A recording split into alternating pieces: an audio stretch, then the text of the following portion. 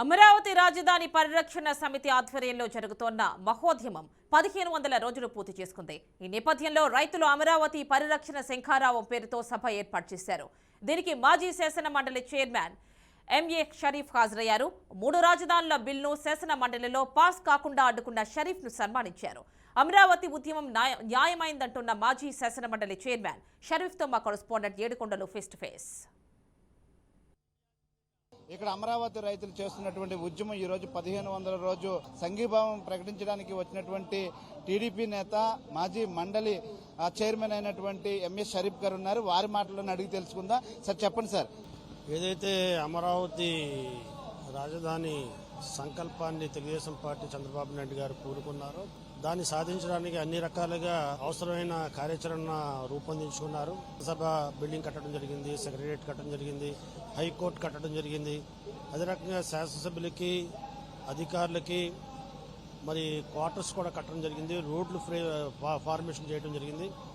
ఇక్కడ జగన్మోహన్ రెడ్డి కుతంత్రాన్ని కూడా కక్షని కూడా ఇక్కడ సందర్భంగా అర్థం చేసుకోవాలి. ప్రతిపక్షంలో ఉన్నప్పుడు అమరావతిని సమర్థిస్తున్నాను, ఒక రాజధానిని పెట్టేటప్పుడు అన్ని ఆలోచన చేశారు, బాగా చేశారు, నేను దీనికి సంపూర్ణంగా మద్దతు పలుకుతున్నానని చెప్పి ప్రతిపక్ష పార్టీ నాయకుడిగా గెలిచిన తర్వాత మరి రాజధానిని 3 ముక్కలాట ప్రారంభించాడు ఆయన.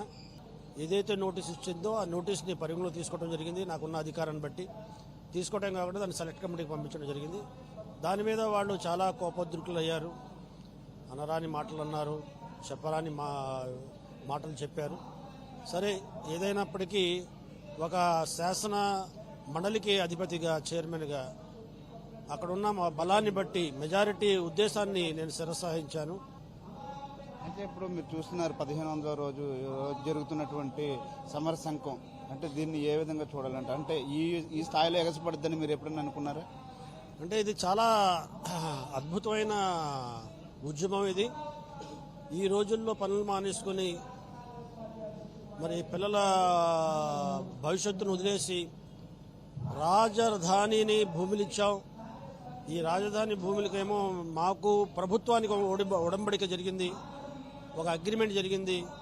తెలుగుదేశం పార్టీ అధికారంలో ఉంది కానీ అక్కడ ప్రభుత్వం, అంతే తప్ప అది తెలుగుదేశం పార్టీ కాదు. తెలుగుదేశం పార్టీకి రైతులకు జరిగిన ప్రైవేట్ ఒప్పందం కాదు, ప్రభుత్వ పరంగా ప్రభుత్వ స్థాయిలో జరిగిన ఒప్పందం. అదే ప్రభుత్వం చేసిన ఒప్పందాన్ని మరుసటి ప్రభుత్వం దాన్ని ఆమోదించాలి, దాన్ని అనుసరించాలి. ఏమైనా చిన్న చిన్న మార్పులు చేయొచ్చు కానీ మొత్తానికి ఆ ఒప్పందం కుదరదు, రాజధానిని పెట్టడం కుదరదు. కేవలం శాసన సభ రాజధానిగానే పెడతామని నిర్ణయం తీసుకోవడానికి వాళ్ళు సరిపోరు. 1500 రోజులు ఉద్యమం చేయటం అంటే ఇది సాధారణ విషయం కాదు. ఇది చారిత్రాత్మకమైన ఘటనగా నేను భావిస్తున్నా. ఎక్కడ కూడా బెదరలేదు, ఎన్ని కేసులు పెట్టినా బెదరలేదు. ఆఖరికి మహిళా కమిషన్ వాళ్ళు వచ్చి మహిళల మీద మీరు ఇలా చేస్తున్నారు, దాడులు చేస్తున్నారని కూడా విచారించిన చలించని ప్రభుత్వం ఇది. ఉక్కు పాదాలతో దీన్ని తొక్కేయాలని ప్రయత్నం చేశారు, అప్రజాస్వామ్యంగా తొక్కేయాలని ప్రయత్నం చేశారు.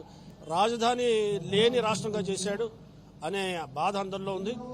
కాబట్టి ఈరోజు చేసిన తప్పుని సరిదిద్దుకుని రేపు తెలుగుదేశం పార్టీని గెలిపించుకుని మళ్ళీ అమరావతిని మళ్ళీ నిర్మించుకోవడానికి అవకాశం ఉంటుందని ఆ ఆశాభావాన్ని వ్యక్తం చేస్తున్నాను. ఫైనల్ గా సార్, ఏదైతే ఎక్కడైతే ఆగిపోయిన పనులు ఉన్నాయో తిరిగి ప్రారంభించమని హైకోర్టు సూచించినప్పటికీ కూడా పనులు ప్రారంభించకపోవడం వెనకాల అసలు ఏమనుకోవాలంటే ఏదో ఇది రాజరికంలా తన సొంత ఆస్తిలా దీన్ని చూశాడు తప్ప ఇది ప్రజాస్వామ్యయుతంలో నేను ముఖ్యమంత్రిగా ఉన్నాను, ప్రతిపక్షాన్ని గౌరవించాలి, వ్యవస్థలని పరిగణలో తీసుకోవాలి. ఆ వ్యవస్థలు ఇచ్చే కోర్టు కానీ ఏ కోర్టు అయినా ఇచ్చినా దాన్ని ఆచరించాలనే ఇంగిత జ్ఞానం లేదు. దాన్ని నీరు గారించే ప్రయత్నం చేశాడు తప్ప దాన్ని అమలుచే పరిచయం చేయటం చేయలేదు. దానికి శిక్ష రాబోయే రోజులు అనుభవించబోతుంది తప్పదు. ప్రజలు కాదు, కోర్టులో కూడా ఆయనకి మంచి దెబ్బతిల్లే పరిస్థితి ఉంది. ఇది మొత్తం మీద చూస్తే జగన్మోహన్ రెడ్డి తన సొంత అజెండాగా వెళ్తున్నారు తప్ప ఇది ప్రజారాజ్యంగా ఎప్పుడు చూడలేదు. కాబట్టి రాబోయే రోజుల్లో ఆయనకి ఎదురు దెబ్బ తగలబోతుందంటూ కూడా మాజీ శాసన మండలి చైర్మన్ ఎంఏ షరీఫ్ గారు చెప్తున్నటువంటి పరిస్థితి. కెమెరా పర్సన్ శ్రీనివాస్తో ఏడుకొండలు, బీఆర్కే న్యూస్, అమరావతి నుండి.